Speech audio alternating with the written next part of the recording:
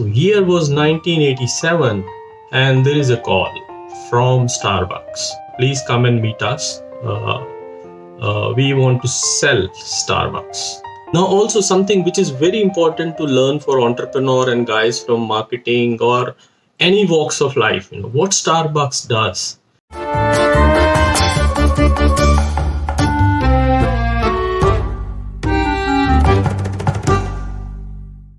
So friends, today I'm going to share with you a very beautiful story of this coffee chain by name Starbucks. I promise, if you watch till the end, you will find it very interesting. Also, you will have a lot of learning as far as entrepreneurship, business, life lessons are concerned. So please do watch completely. Do subscribe and like and continue the video till end. If you don't like it, you can find me, promise. Okay, so this story starts with a poor boy who was born in Brooklyn in US, and he was the first graduate guy from that family. And when this boy Howard Schultz, he was all of a 7-year-old, his father actually broke his leg. He was doing a small sales job and he slipped on the ice and, he got his leg broken and, he lost his job. So Howard Schultz was facing one of the toughest conditions. He even sometimes sold his blood. He was doing all odd jobs, just to sustain himself. And he played soccer in the college, and he went to a very good level, and because of that he was able to get admission in the college. So he did not want to excel in the sports, but he used sports as a scholarship for getting into the college, and then he did graduation. Now this beautiful story starts not with Howard, but there were three guys, three friends who actually had started Starbucks. They went to Europe and they saw that, coffee is a big culture. And, so they started this retail shop of selling coffee beans. So they were actually not selling coffee the way Starbucks sells now. They started the store for selling coffee beans, roasted coffee beans. And at that time, Americans were having coffee, which was either ready-made espresso coffee or overbaked beans, this thing. So these three friends actually started under the mentorship of a guy whose name was Alfred Pete. So he was their mentor, and he used to sell coffee beans. So these guys started working with him, these three friends, and Howard was nowhere connected. He was somewhere else doing graduation, and then he got a good job. He got job with a company which was selling apparatus machines to these coffee guys, and Starbucks happened to be their customer. So Howard always used to wonder that who are these guys, a company by name Starbucks, who's putting a lot of orders to his company, and he was very keen. So he wanted to go and understand, what Starbucks is all about, and then he used to visit them. And he actually cultivated this desire to work with Starbucks. And you won't believe it, almost for 1 year, Howard was going, coming, meeting, these guys, and try to get job with Starbucks, and which was not happening. Then year was 1981, and Howard gets call from Jerry. That Starbucks team wants to meet him, and there is an opportunity. There is a job, and we wanted to screen somebody like you for that. So Jerry, that time he was in New York, So he sat in the plane, and all along, he was dreaming to work with Starbucks. And so he reached there. He had a meeting for the job, and he was not hired. The Starbucks team, all the partners, founder and co-founder, thought that this guy is a little bit overexcited, and maybe going to be very expensive for us, and so they did not select him for Starbucks again. Uh, so Howard was quite frustrated. So he went back. He waited for a full day, and this is where the biggest learning, he says, is that anybody in those circumstances would have walked away, because he was in good job that time. And his mother also said that you are in a good job. Why do you want to work with Starbucks? But Howard was adamant, and so one should not give up on what he thinks or he dreams. So after a day, he again called up Jerry, and he said that no, I really want to work with Starbucks, and give me an opportunity. Try to convince your co-founders. Uh, Try to convince Pete, who was mentor to Starbucks at that time, and Howard was hired. He was hired as a marketing director, director for marketing and sales, and that's where the first time Starbucks and Howard met each other in reality, and they became one. So these guys were selling coffee beans, so they were never into Starbucks cafes. In 1983, Howard got opportunity to go to Italy, and he saw the romance these Italians, create for coffee. That culture of coffee. Almost everybody in the store. The cafes, the owners used to know their customers by name, and people used to sit there for hours. They used to meet for business meetings. They used to have a lot of fun together. So it was entirely a different culture, which Howard noticed. He was so excited. He thought that this is the culture. I think we should bring it to Starbucks. And the way back, he was very excited. He came back and met his owners. All the three, founder and co-founder, Jerry, and two co-founders. And he presented this idea for the first time. He said, let us move beyond coffee powder, beans, roasted coffee beans. Let's open cafe. And once again, the owners of Starbucks, they thought that, this is an overexcited marketing director trying to convince them into something, which is not our core business. And we don't want to be in creating cafe and selling coffee to the customers. We rather would like to focus on coffee powder, so coffee beans. There was something else which was going on in the background. Jerry, the founder of Starbucks, he was talking to Pete, their mentor, and these guys were planning for an acquisition of that company. So back of the mind, that was working, and that's where I think Howard got frustrated. And when he got frustrated, so he started thinking about what to do next. And year was 85, and Howard decided that his dream is not happening. He wanted to create that Italian romance for coffee, through cafes, and it's not happening.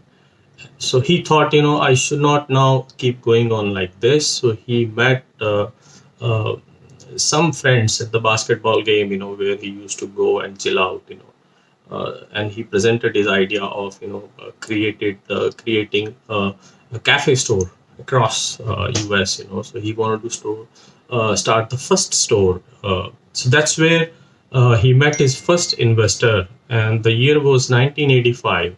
and he started his own company by name El Generale, so which was an Italian name, based on a newspaper. Uh, so El Generale was started in 1985, and the first store he was able to open only in 1986 April. So now there is a surprise. So when he leaves Starbucks, he starts Aldenrele, his own coffee shop. So he got a call from Jerry that Starbucks wants to put $150,000 into his chain. So that was a great moment for Howard. That his ex owners of Starbucks are putting in 150,000. So he got 150,000 from there, and then he was also able to raise 750,000 more from other three group of three investors, and this is where his coffee chain started, and then he started having more stores now. And this is the example which all we should learn, so don't give up on your dreams, keep pushing, keep going, and as bad news happen, good news will happen as well. So year was 1987, and there is a call from Starbucks that Howard, please come and meet us. We want to sell Starbucks. And so this guy Howard was so excited. So he thought, now he will be able to buy Starbucks, and the deal was struck at $3.8 million. Now this guy didn't have $3.8 million. So he went all along. He went to several investors. He met 242 investors, and 217 said no on his face, and even criticized that this cafe culture is not going to happen in US. Uh, so we are not for it. And then he did not give up. So he went and kept meeting a lot of other investors, including Bill Gates, and he was able to raise 3.8 million, and he acquired Starbucks 1987. So this poor boy from Brooklyn was able to acquire company called Starbucks in 1987 because he did not leave his dream even for once, and he ended up grabbing Starbucks in his fold. Now if you look at Starbucks, how it is successful. See, for example, my story with Starbucks happened when first time I went to US airport. I was somewhere in US airport, and my colleagues were crazy. They saw Starbucks cafe, and they were like, we want to have Starbucks coffee. And I was a boy from Punjab town, so never had those kind of dreams to have such an expensive coffee. So I went there with them, and for a moment I thought it is too expensive. I should so I thought, let me not have it. But then I thought, my company is paying me, and I really need coffee at this point of time. So I started. First time, I had Starbucks coffee at the airport in US, and then Europe, and then whatnot. And I realized that this is extremely good product. Value wise, it's little high, but quality is very good. So from 87 onwards, Howard kept expanding, kept opening stores across the US, and then across the globe. Today they have, I would say, more than 30,000 outlets across the globe. They entered India in 2012. Now also something which is very important to learn for entrepreneur and guys from marketing or any walks of life, what Starbucks does, it actually works through sensory marketing. So what they do is they bake coffee beans in front of you. So So visually you are able to see that, these guys, and even their desk are, such designed that, when you stand there, you can see, the roasting process happening. So you see through your eyes. Then you get such nice smell of coffee, so you end up getting infatuated with that beautiful, smell of the coffee. So smell second, eyes first, smell second. Music, they are also very careful about what kind of light music they have to play in their stores. So that is also there. So this is called as sensory marketing. Another very good stuff which they do is, they ask your name and they put it on the cup. So they write Rupinder, and at times what they do is they misspell your name.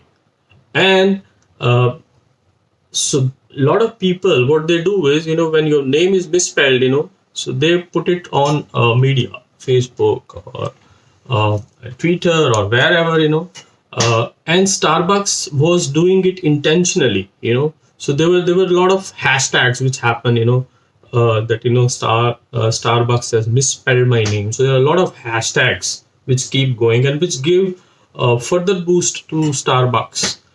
And what Starbucks does is, it does not give you coffee. They give you the whole corporate of Starbucks is trying to give you an excellent experience in that particular cafe. So they are not a coffee outlet. They give you the complete coffee romance to the customer. So customers just love it. So even if it is expensive, but people want to go there, people want to sit there, so it becomes a lot of status symbol. Now another learning which we would have is, so then Starbucks kept expanding pretty well, and then came 2007 financial meltdown, and you won't believe it. Till that time, the Starbucks was growing, but their stock fell 50%, and that was a very difficult time. In between, Howard actually moved from CEO, so he moved to a little non-operational role. So he became executive chairman. So he was not involved, but he was brought back. To the execution once again, by the board and investors, that please come rescue company from here. And what Howard did was, he again started looking at, store-wise sale. They had to close a lot of stores in US, a lot of stores globally. They started closing down. In between, they had started using coffee machines. So, he threw that out and again started the whole process of coffee bean roasting back. So barista, people who roast that coffee for you. So they brought the coffee roasting back to the stores. They discontinued with a lot of stuff, like even egg. The sandwiches, so they discontinued egg because egg used to interfere with coffee smell. So they discontinued that. A lot of people were fired. He actually fired almost 6,500 people, and stores were closed. Then again, people were trained, and then gradually Starbucks started growing again. 2012 was the year when Starbucks entered India. So it's a story. It's a story where you learn about dream. It's a story where you learn about never give up. It's a story where you learn about how to woo investors and how to keep them motivated. It's a story which is a turnaround story which happened several times. Back home, we had examples of CCD, who went through very horrible time, just because they kept expanding and kept increasing debt. Uh, so the business is not easy, and it goes through all ups and downs. But what Howard has demonstrated us that if you have passion, if you have zeal for your idea, you can create enormous value, not only for yourself, but for all your stakeholders. You can create unique experiences for your customers. Uh, so today, Starbucks is almost $100 billion empire, and Howard himself is, I think, more than $4 billion is his net worth. Uh, there were a few countries like Australia. They failed because they went ruthlessly. They kept expanding with number of stores and all, and per store sale was down, and they never could uh, compete with the local coffee culture or coffee shops what they have. Uh, but more or less now they have sorted it out. Now they are going gradually. They're expanding. They even entered Italy in 2018, from where the romance for coffee started for Howard. So this is a story of courage, dream, never give up, execution, creating customer experience. I hope, not hope, I'm confident that you must have enjoyed the story. Next time, even I will try to do better. So thank you very much. Keep marching ahead.